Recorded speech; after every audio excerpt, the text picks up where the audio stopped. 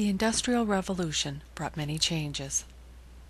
In 1828, here in Dover, at the site of the current AT&T call center, mill girls staged a turnout to fight for better working conditions.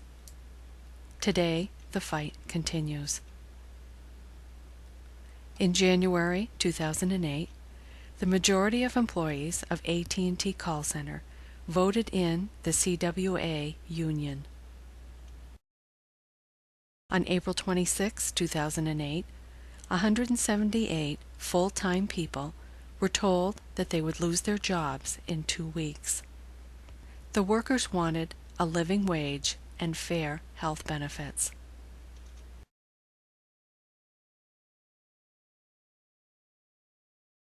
A recent study suggested that in New Hampshire, a wage of $19.45 was needed to afford a 2-bedroom apartment. And so the workers joined together. The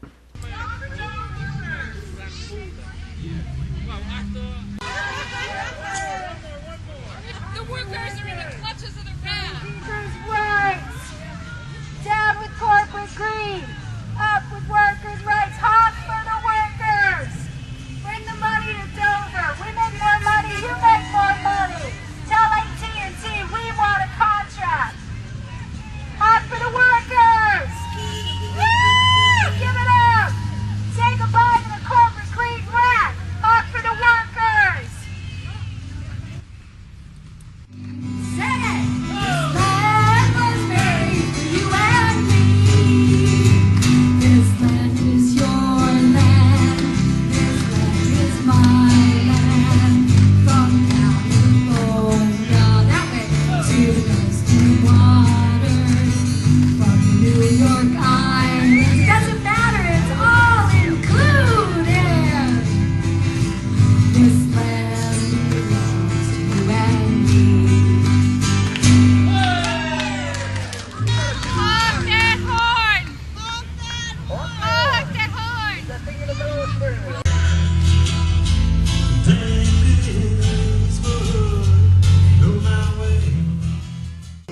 Like many of you, I'm a native of the seacoast, born and raised here. I grew up in Portsmouth, but remember coming to Sawyer Mills, which is on the other side of town, to shop with my mother as a child. I was always in awe of the river.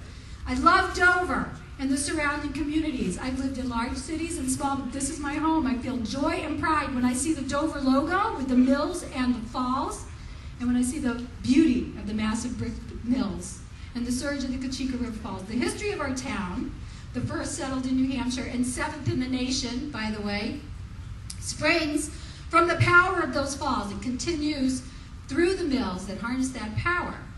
First through the corn mill in the 1600s, and later in 1812 when the first textile mill was opened upriver, where the Liberty Mutual Company is now. This operation, the Dover Manufacturing Company, which was up there then, under owner John Williams, treated its workers fairly. It had good safety requirements regarding fire and even had a sick fund in place.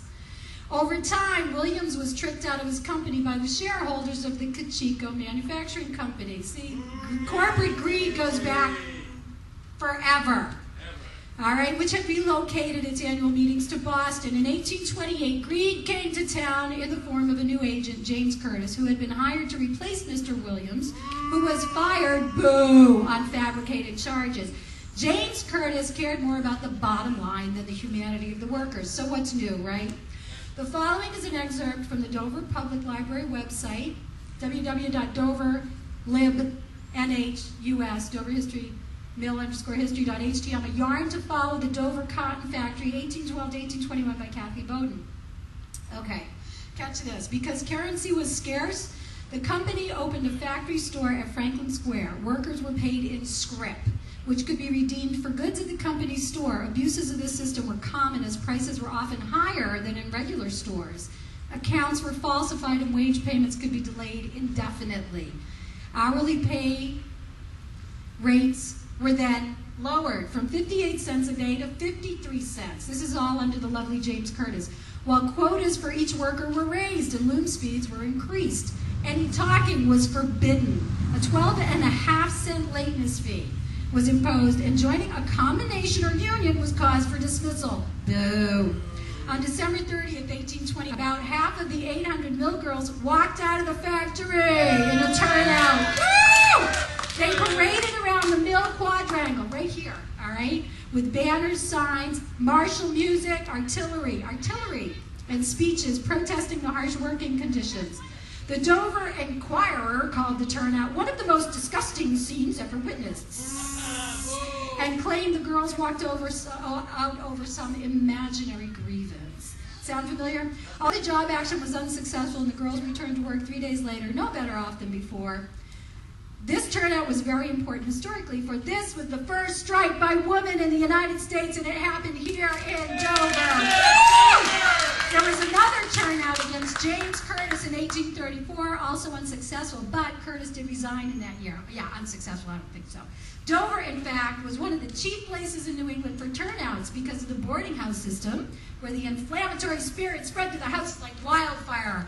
Woo! Unity! And so, here today in our community, in our historic mill, the fight between corporate greed and financial vitality and wellness of the workers in their community continues. AT&T laid off 178 workers on May 9th, and many of these people, boo, and many of these people, my friends, have still not found employment.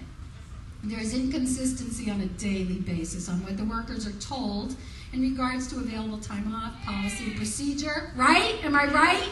There's gross misconduct by supervisors. There's favoritism. There's singling out of employees. Some workers have been written up for using their own sick time for being out with the flu. You might say that you see these kinds of abuses in many offices. The pervasiveness of unfair treatment of workers is not justification for it. The pervasiveness of workplace abuses emphasizes the need for all of us to unite. Workers run this country, and they should have their fair share of the benefits of that work. It is ever more important to unite and organize. AT&T is a multi-billion-dollar, say it with me, multi-billion-dollar conglomerate.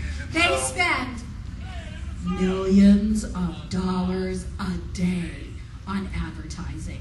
Next time you watch American Idol, thank you to Claudia Brown for this. Count how many AT&T advertisements there are. Just count them. Each one of those costs upward of $1 million a piece. 30 seconds on your TV screen, $1 million. You know what that could pay for? I'm going to tell you. If they were to give everyone who works at the call center a raise for $5 an hour, that's a huge amount to us. Nothing to them. It would cost them less than $70,000 a week. If they hired back the employees they laid off at a living wage, it would cost them less than $122,000 a week.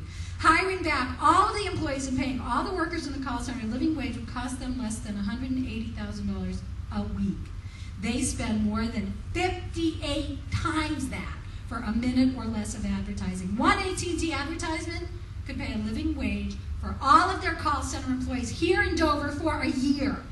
That money could be spent in Dover and the surrounding communities. That money could be going back into the pocket of Dover small business owners, money that's being lost now because these workers are just trying to make ends meet, can't afford to patronize the local shops.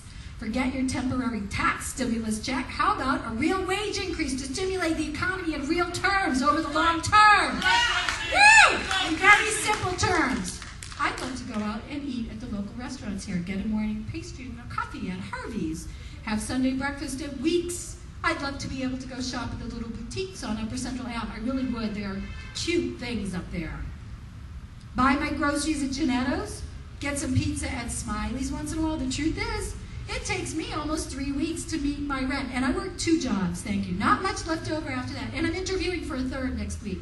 That little drop in the pot for AT&T, little drop, less than a half a minute of advertising, could make a huge difference to me, my family, and our community. That's right. Here's a suggestion for our local employer, AT&T. How about you put some of that money into the pockets of the people that make up the Dover community, where you've chosen to have your workers answer the phones for your company? How about you stop playing games with families' lives and give us a fair contract with a living wage and real health benefits?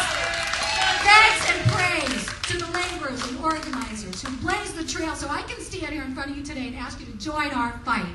Call your representatives. Tell them you believe AT&T is not bargaining in good faith and is hurting the economy here in Dover, New Hampshire. Tell them you want this conglomerate to pay their workers a living wage.